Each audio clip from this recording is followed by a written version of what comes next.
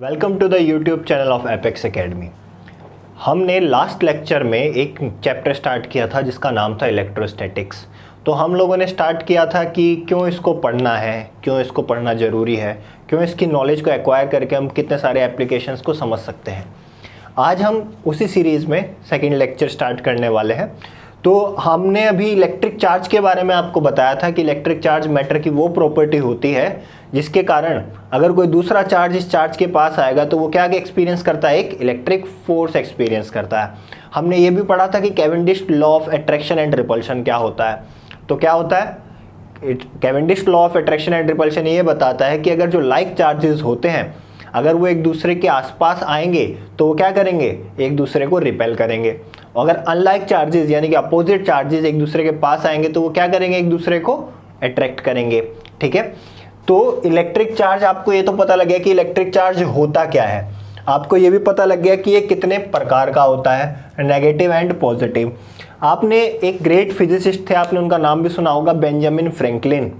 ठीक है, तो बेंजामिन फ्रैंकलिन ने ये नोटेशन स्टार्ट की कि भैया ये पॉजिटिव चार्ज होता है और ये नेगेटिव चार्ज होता है।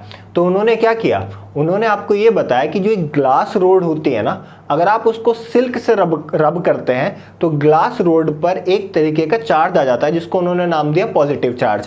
कहने का क्या मतलब है कि जब आप ग्लास को सिल्क से रब करेंगे तो ग्लास पर देखिए क्या होगा, इलेक्ट्रॉन का एक्सचेंज होगा। ठीक है, रबिंग करने से क्या होता है, इलेक्ट्रॉन जो एक्सटर्नल जो बाहरी इलेक्ट्रॉन होते हैं वो क्या हो जाते हैं, वो टूट जाते हैं या क्या हो जाते हैं, एक्सचेंज हो जाते हैं। तो ग्लास रोड पर जो चार्ज आएगा उसको उन्होंने बोला कि भैया ये पॉजिटिव चार्ज होगा। ठीक है, उसके बाद उन्होंने एक रबर की रोड ली। ठीक है, रबर की रोड ली और उसको फर से रब किया तो उन्होंने देखा कि जो इस पे चार्ज आया जिस नेचर का था उसको उन्होंने नेगेटिव चार्ज नाम दिया। ठीक है, तो ये नोटेशन कहाँ से स्टार्ट हुई, ये बेंजामिन फ्रैंकलिन ने स्टार्ट की। ठीक है, तो आप ये जरूर याद रखना, शायद आपको बुक में ये देखने को ना मिले, पढ़ने को ना मिले कि बेंजामिन फ्रैंकलिन ने स्टार्ट किया था, कि उन्होंने स्टार्ट किया कि जो ग्लास रोड को अगर आप सिल्क से रब करते हैं तो ग्लास रोड पर किस तरीके का चार्ज आएगा, जिस तरीके का आया उसको उन्होंने नाम दिया पॉजिटिव चार्ज। ठीक है, और रबर की रोड को जब उन्होंने किससे रब किया, फर से किया, तो उन्होंने बोला कि जो रबर की रोड पर जो चार्ज आया वो जिस नेचर का होगा उसको हम नेगेटिव चार्ज नाम देंगे। ठीक है, तो आपको ये तो पता लग गया कि नेचर ऑफ चार्ज कौन सा है, या तो पॉजिटिव है या नेगेटिव है।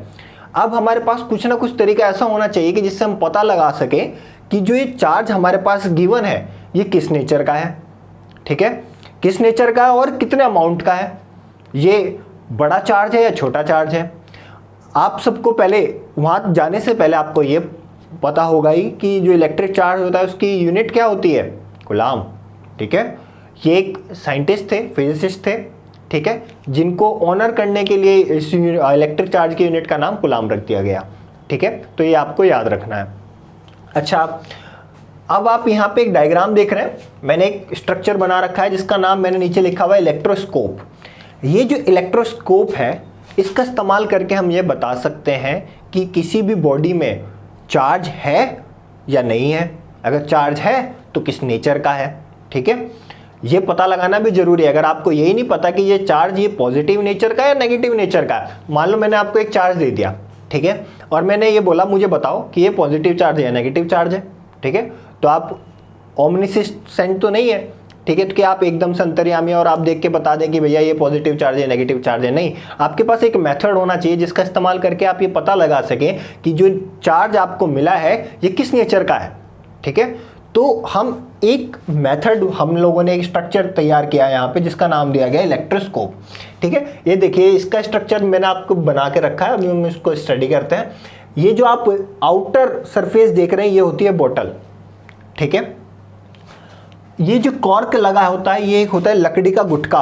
जैसे आप लोगों ने देखा होगा कि शैंपेन वगैरह में उसको ऊपर से क्लोज करने के लिए एक लकड़ी का गुटका लगा हुआ होता है, उसको हम कॉर्क बोलते हैं। ठीक है, ये कॉर्क हुआ। अब एक मेटेलिक डिस्क होगी। मेटेलिक डिस्क क्या है, यहाँ पर आपको जो चार्ज गिवन है ना उसको आप यहाँ पे टच करेंगे। कहाँ पे टच करना है, इस मेटेलिक डिस्क पर। ठीक है, अब ये कनेक्टेड होती है एक मेटेलिक रोड से। ये मेटेलिक रोड क्या करती है, उस चार्ज को कंडक्ट कर कर इन गोल्ड लीफ पर ले आती है। आपको पता है कि गोल्ड एक कंडक्टर है, ठीक है। गोल्ड एक ऐसा कंडक्टर है जिसको आप बड़ी थिन फॉइल्स में कन्वर्ट कर सकते हैं, तो इसलिए यहाँ पर इसका इस्तेमाल किया जाता है। अच्छा, आप लोगों ने सुना होगा कि भैया अगर गोल्ड एक अच्छा कंडक्टर है तो इसका इस्तेमाल हम लोग ट्रांसमिशन लाइन में क्यों नहीं करते, बिजली के तारों में क्यों नहीं करते? क्योंकि पहली बात तो गोल्ड एक रेयर एलिमेंट है। अगर रेयर एलिमेंट तो ये क्या होगा, एक्सपेंसिव होगा। जो चीज़ें कम होती हैं वो एक्सपेंसिव होती हैं, आपको ये याद रखना है, ठीक है। जैसे अभी लॉकडाउन चल रहा है, तो अगर आपके जो एसेंशियल गुड्स हैं जैसे खाने पीने की चीज़ें, अगर उनमें कमी होगी यानी कि उनकी सप्लाई कम होगी, तो आपको पता है कि उनकी डिमांड बढ़ेगी। सप्लाई अगर उतनी नहीं हुई तो ऑब्वियस सी बात है कि उनके रेट बढ़ेंगे, है ना। तो इसी तरीके से गोल्ड की जो सप्लाई है वो बहुत कम है, रेयर एलिमेंट है, तो ये एक्सपेंसिव होता है। आप अब ये क्वेश्चन ना करें कि अगर गोल्ड एक कंडक्टर है तो हम इसका बिजली के तार में इस्तेमाल क्यों नहीं करते। इसलिए नहीं करते कि क्या होगा, एक तो बहुत एक्सपेंसिव पड़ेगा, दूसरा अगर आपके घर के बाहर से गोल्ड की तार जा रही होगी तो आपको क्या लगता है कि आप उसको उतार कर घर में नहीं रख लेंगे, ठीक है। तो चोरी वगैरह से बचने के लिए भी हम किसका इस्तेमाल करते हैं, गोल्ड का इस्तेमाल तो नहीं करते, ठीक है। हम कॉपर के वायर का इस्तेमाल करते हैं, ये तो आप लोगों ने अभी 10th क्लास में भी पढ़ा ही होगा। चलिए, तो यहाँ पे हमने गोल्ड लीफ का इस्तेमाल किया है क्योंकि गोल्ड एक बहुत अच्छा कंडक्टर है और काफ़ी सेंसिटिव भी है। दूसरी बात, गोल्ड को आप बहुत थिन फॉइल में कन्वर्ट आसानी से कर सकते हैं। तो ये जो गोल्ड लीफ बनाई गई है ये क्या है, इनके ये इसलिए गोल्ड का इस्तेमाल इसलिए किया गया है क्योंकि इसको बड़ी थिन फॉइल में कन्वर्ट किया जा सकता है। अच्छा, ये एक अर्थिंग पॉइंट है। अर्थिंग पॉइंट का क्या मतलब होता है, बेसिकली अगर आपसे गलती से भी क्या हो गया, इस बोतल की बॉडी पर वो जो आपको चार्ज गिवन है वो कनेक्ट हो गया, तो क्या होगा, इस पूरी बोतल पे क्या आ जाएगा, वो चार्ज आ जाएगा। तो अगर कोई दूसरा इसको टच भी करेगा तो उसको क्या होगा, उसको शॉक महसूस होगा। तो उस सब से बचने के लिए सेफ्टी पर्पजेज से ये एक अर्थिंग पॉइंट गिवन होता है कि अगर मान लो बोतल पर अगर कोई गलती से चार्ज आ भी जाए तो वो कहाँ चला जाए, वो अर्थ पे चला जाए, ठीक है। तो अगर वो अर्थ में चला जाएगा तो फिर आप बोतल में कुछ हार्मफुल नहीं होगा ना दूसरों को, अगर गलती से अगर बॉडी की सरफेस पे आ भी जाता है तो। अच्छा, अब इसका इस्तेमाल कैसे करते हैं, देखिए, जो भी कोई आपको बॉडी गिवन होगी उसको आपको टच कराना है कहाँ पर। मान लो ये आपको एक बॉडी गिवन है, इसका नाम मैंने ए दे दिया, ठीक है। आपको इसको कहाँ टच कराना है, मेटेलिक डिस्क पर, ठीक है। अब इसमें जिस तरीके का चार्ज होगा वो कहाँ आ जाएगा, वो इस मेटेलिक रोड से होता हुआ इन गोल्ड लीफ में आ जाएगा, ठीक है। तो ये तो इसका क्या हो, ये इसकी थ्योरी हुई कि कैसे हम चार्ज को देखेंगे। अच्छा, लेकिन पता कैसे लगाएंगे कि नेचर जो होगा चार्ज का वो कौन सा होगा।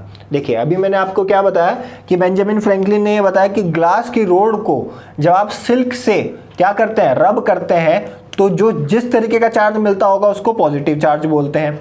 अगर रबर की आपकी रोड है और आप उसको फर से क्या करते हैं, रब करते हैं, तो जिस तरीके का चार्ज मिलता होगा उसको नेगेटिव चार्ज बोलते हैं। तो इसका मतलब आपको पता है कि पॉजिटिव चार्ज आपको कैसे मिलना है। आप क्या करेंगे, ग्लास की एक रोड लेंगे, उसको सिल्क के कपड़े से रब करेंगे, ठीक है। तो ग्लास की रोड पर एक चार्ज एक्वायर हो जाएगा जिसको बोलेंगे हम पॉजिटिव चार्ज। तो सबसे पहले आपको एक नोन चार्ज लेना पड़ेगा, ठीक है, अननोन चार्ज को डिस्कवर करने से पहले या डिटेक्ट करने से पहले। तो आप क्या करेंगे, आप एक नोन चार्ज लेंगे। नोन चार्ज कैसे लिया, ग्लास की रोड को सिल्क के कपड़े से रब कर दिया, तो ग्लास रोड पर जो चार्ज आया वो हो गया पॉजिटिव चार्ज। तो आपने ग्लास रोड को पॉजिटिवली चार्ज कर दिया। तो सबसे पहले आप क्या करेंगे, जो ग्लास की रोड होगी उसको यहाँ पे टच करेंगे, ठीक है। आपको पता है कि ग्लास की रोड पे किस तरीके का चार्ज होता है, पॉजिटिव चार्ज।